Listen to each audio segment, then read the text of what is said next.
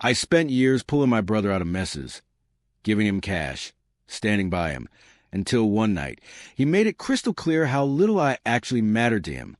I'm James, and I'm 28. I'm the kind of guy who always believed in the whole family-first thing. Maybe it was how our mom raised us after Dad walked out. Or maybe I just clung to that belief because it gave my life some sense of purpose. Either way, as far back as I can remember, anytime my younger brother, Sean, messed something up, I was the one cleaning up after him. He's old enough at 26 to know better, but still acts like none of it matters. Sean's one of those people who lights up a room when things are good, but vanishes the moment they aren't. And I guess I was the idiot who thought he'd grow out of it if I just kept giving enough love, support, whatever. Like most things, it started small. Hey man, I can't cover rent this month. Just one message and a panic call. He said his account got frozen, blamed a credit card charge he forgot about. I told myself it was no big deal. Temporary. But the months dragged on, and so did the bills.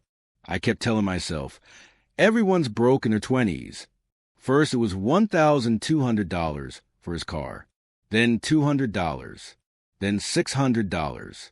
Every time, he gave me that same grateful, wide-eyed look, promising this was the last time. I wanted to believe him.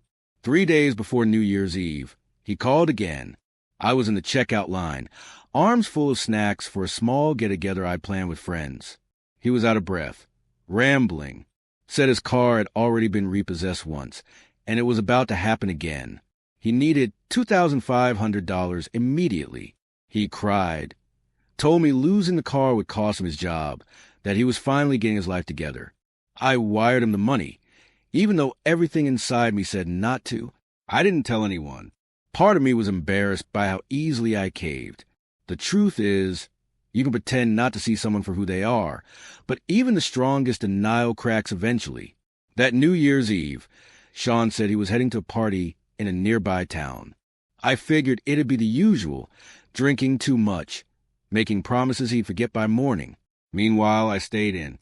A few close friends came over. We played board games, counted down like kids, stuffed ourselves with junk food. It was calm and cozy, something I hadn't felt in forever. I even started to let myself believe things could be different. Maybe 2025 would be the year I stopped feeling like I was always carrying Sean on my back. Then out of nowhere, my phone buzzed and shattered the illusion. It was a message from Sean. All you are is a burden. Avoid it. That was it. No follow-up. No sorry.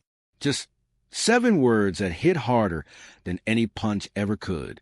At first, I thought it had to be a mistake. Maybe he was drunk. Maybe he meant to send it to someone else. I just stared at the screen, blinking, like maybe it would change if I waited long enough. I kept rereading the message, hoping that maybe if I looked hard enough, the words would somehow change. But they didn't. Then the group chat lit up. Photos of Sean raising a drink with a crowd of party friends, a wide grin plastered across his face. One of them even captioned a pic. Free from leeches. Knew you knew me. Sean was front and center, looking totally at ease. Like none of the thousands of dollars I scraped together had ever mattered. Like I never mattered. I didn't say anything. Didn't call. Didn't fire off some angry rant. I just sat there, letting the cold numbness set in. I pretended I was just tired when my friends asked, forced a fake smile, but I know they saw the shift in me. That quiet, soft hope I've been clinging to, it hardened into something else. I barely slept that night. I kept replaying every single time I'd rescued him. Every time I stood in the way of him facing the consequences he earned. He'd smile, maybe pat me on the back, and then go right back to wrecking his life. That's when it hit me. I hadn't been helping him for a long time. I'd just been surrendering to him. He didn't see me as a brother. To him, I was a fool, a backup plan, a walking wallet. By the time morning came, I knew exactly what I had to do. I opened my laptop and pulled up Sean's auto loan documents. It didn't take long to find the paperwork with my name on it. Of course, he needed a co-signer when he bought the car. His credit was shot, and the dealership didn't trust him. So, legally, the car was still mine. When he got the keys, he didn't even read the contract. All he cared about was showing off his shiny new toy to his buddies. Next, I looked over my bank records. There was all the proof of the payments just for a few months that had slowly turned into a regular thing. I'd let that become the norm. Stupidly. The best part? A repossession order had already been pre-approved in case he missed more payments. And guess what? He had. Again, he was already 2 days late. All it took was a single call. By 8:30 a.m., I was parked outside the place he had crashed the night before, some stranger's house. The towing company remembered the case right away and said they'd speed things up. All they needed was confirmation I was the owner. I smiled. Yes, I'm the legal owner. I sipped my coffee and waited across the street from his house. At 9:45 a.m., the car, a flashy red Mustang he could never afford, was still parked out front, crooked and careless, like he had staggered out of it the night before. 5 minutes later, the Mustang was up off the ground, swaying a bit as the tow truck driver locked everything in place with practiced ease. As the driver wrapped it up, I noticed Sean's front door slowly swing open. He stepped outside, hair a wild mess, barefoot, no shirt, clearly just waking up, squinting into the sunlight, trying to make sense of what was happening.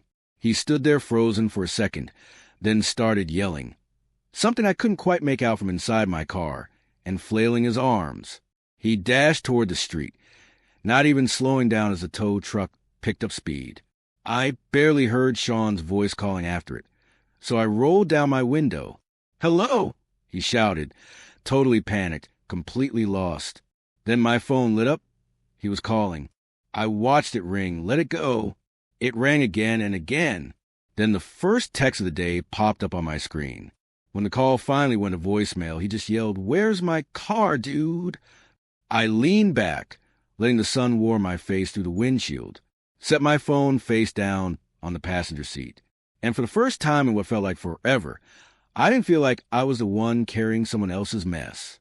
I wasn't done, not even close, but this moment, it was a turning point. Sean's car was only the beginning. The real storm hadn't even hit yet. I sat with the feeling for a few more minutes. It wasn't exactly happiness.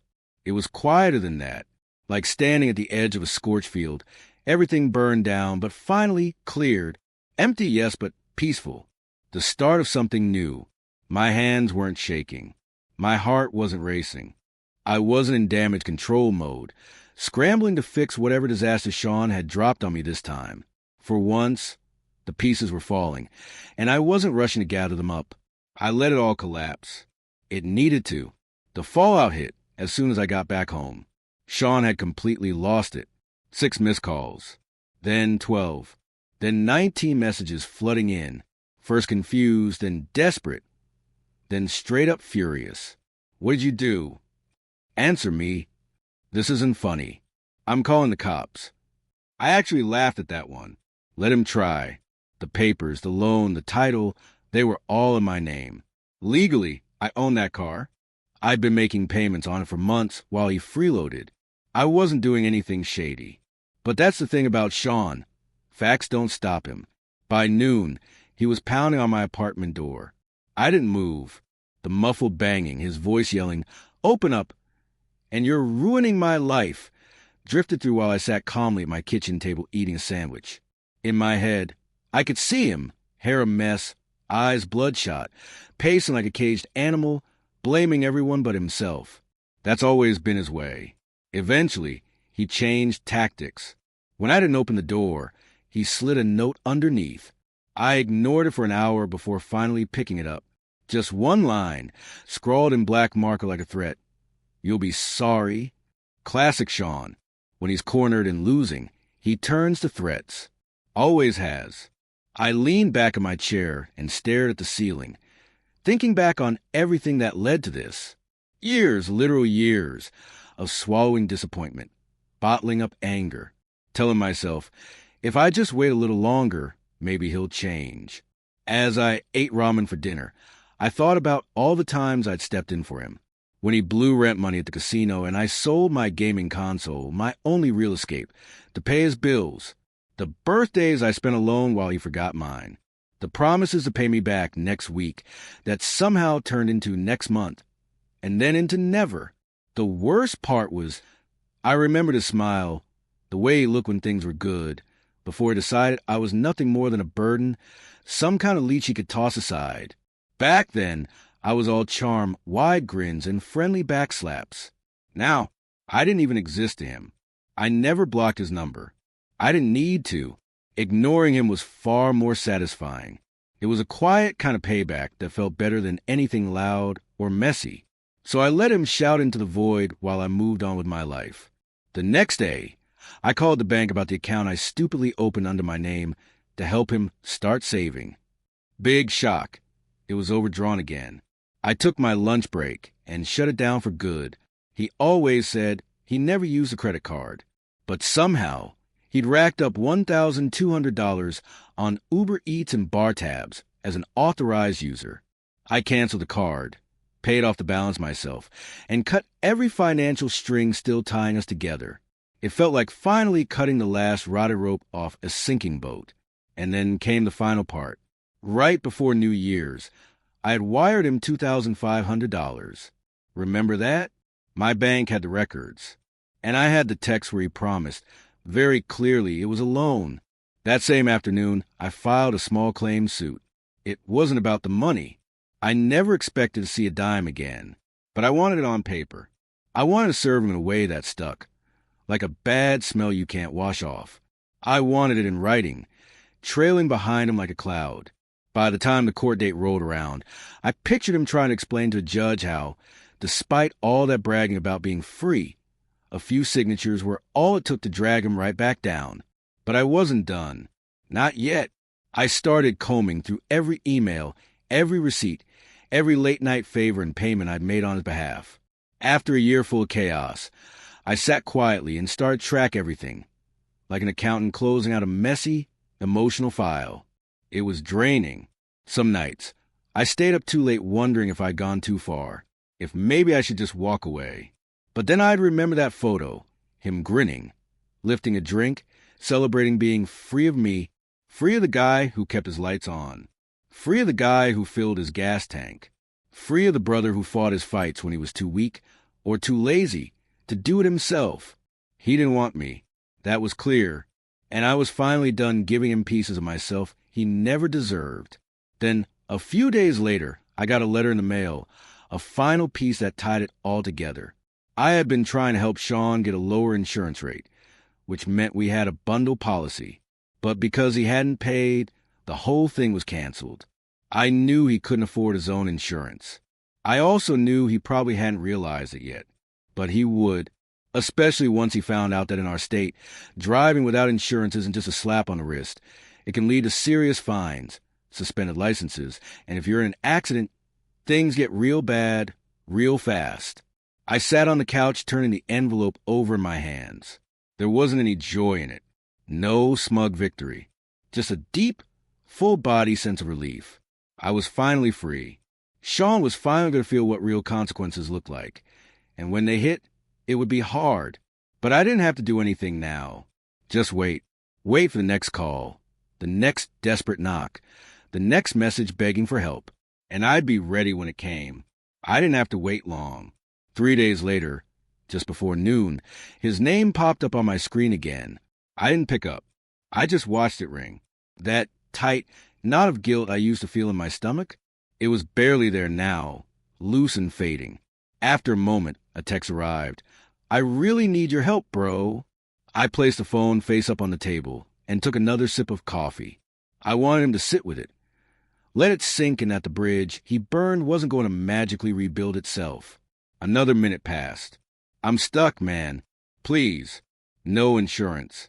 They're talking about towing again. I swear I'll pay you back. Please hurry." I almost laughed. Almost. The irony was just too perfect. He had no idea there was no car left to tow.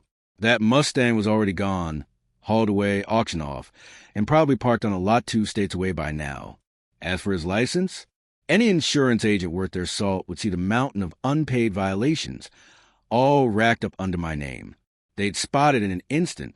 That's not something a few words or a tearful text could clean up. Another text came in. "Bro, please, I'm begging.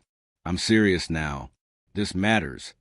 And it hit me that panic wasn't fake. It wasn't his usual fake tears or guilt trip act.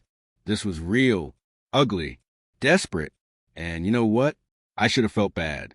Once upon a time, I would have.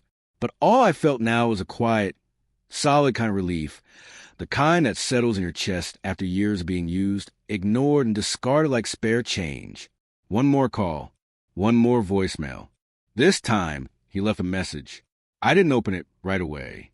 Instead, I stared out the window, watching clouds drift by in big, lazy bunches.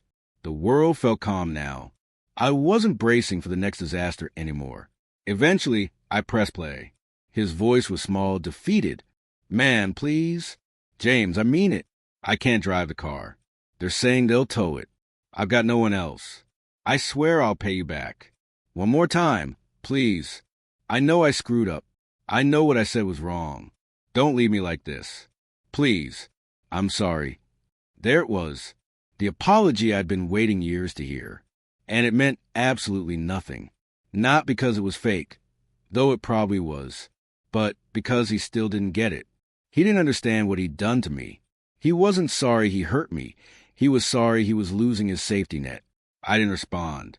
Instead, I opened my banking app, the new account I created just days earlier. The one that was finally just mine. Untouched. Safe. It was proof, in the simplest form, that I had finally chosen myself. That I was no longer his personal ATM. That I wasn't going to keep paying the price for his mistakes. Later that night, I checked his social media. That evening, curiosity got the best of me. Though I knew I shouldn't have, I checked. There he was on the side of the road, posting a blurry, angry selfie with police lights flashing in the background.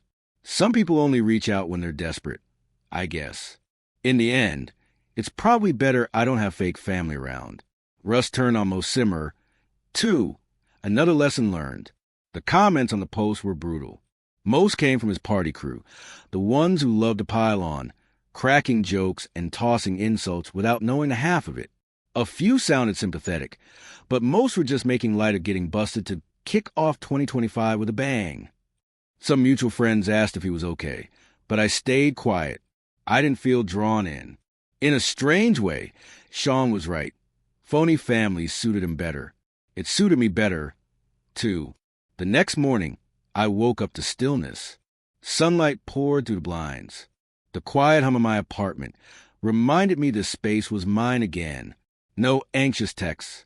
No missed calls. I felt lighter than I had in years. I took a slow walk around the neighborhood, breathing in the crisp January air. That anxious wait for the next crisis, the next collapse, was over. Trying to fix people who don't want to change? Not my job anymore. When I got home, there was another message waiting from Sean. This one wasn't angry. It wasn't urgent. Just 2 words. I'm sorry. But I didn't answer. After that, I didn't even open his messages again. What more was there to say? I didn't hate him. Not really. Hatred would have been easier. At least hate means you still care a little. What I felt now was distance. It was like looking at an old photo of a life that barely felt like mine anymore. Sean went quiet after that. No texts, no calls, no showing up unannounced. I didn't know if he finally got the message, or if life had just distracted him for a while. I didn't follow up. For the first time, I stayed focused on my own path. And when I did, things started changing faster than I expected. I got back into the gym, not for anyone else, just for me, not to prove anything, not to fix anything. I reconnected with old friends, people who had quietly stepped back while I let myself be walked on. Some of them had moved on, and now, so was I.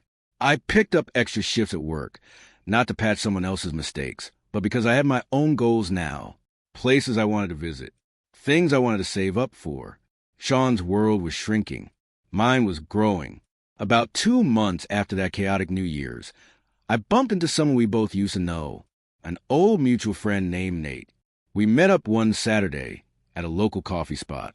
It had that awkward feel. 2 people with too much past and not much recent in common. We made the usual small talk. Then, eventually, Nate brought him up. "Have you talked to your brother lately?" he asked, still stirring his coffee without looking up. "Nope," I said plainly. Then he glanced at me, unsure if I wanted more info. He's, not doing too good, man. I gave a small nod and said, not really my problem. Yeah, I figured. I said. Nate nodded, then added, just thought I'd let you know.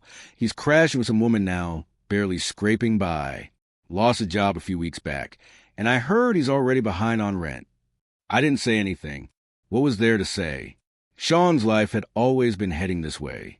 I was the one who kept slowing the crash, patching holes in the road he never tried to fix. I was the only reason it hadn't happened sooner. Nate hesitated, then said, he's been telling people you abandoned him, that you left him homeless. I let out a dry laugh, not bitter, just drained. Sounds about right. You're not mad? No, I replied, shaking my head. I just finished.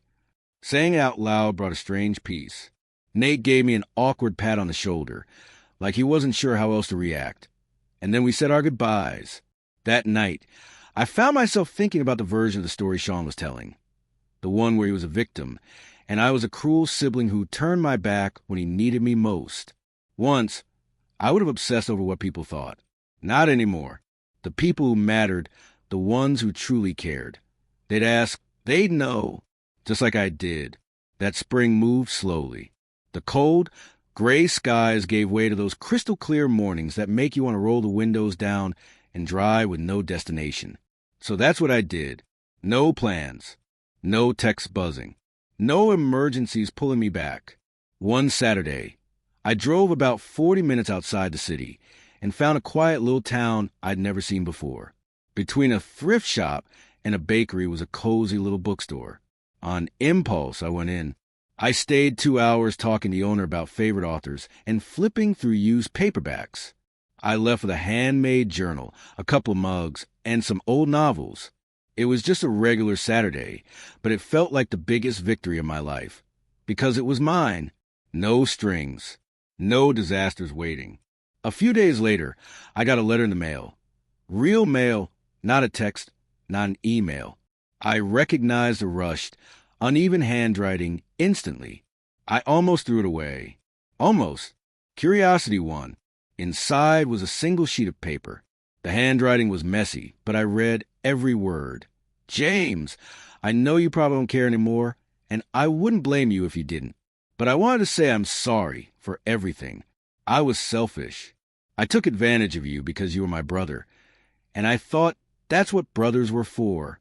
I told myself it wasn't that bad, but now I see how much I used you and hurt you. You were the only one who ever actually tried to help me, and I wrecked it. I'm trying to get better. I don't expect you to believe me.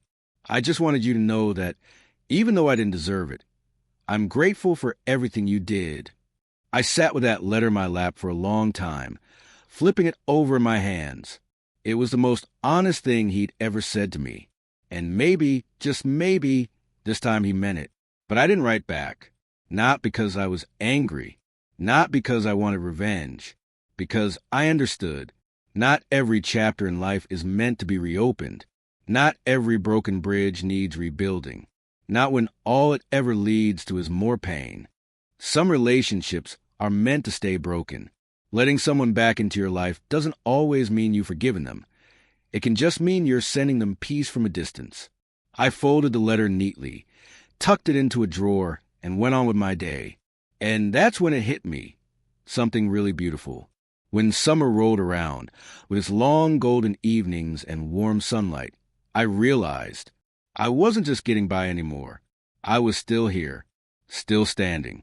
And I was finally carrying only my own weight, not someone else's. Thanks for watching and sticking through this wild family roller coaster with me. If you're into Reddit-style family drama, be sure to hit subscribe and turn on notifications so you don't miss the next story.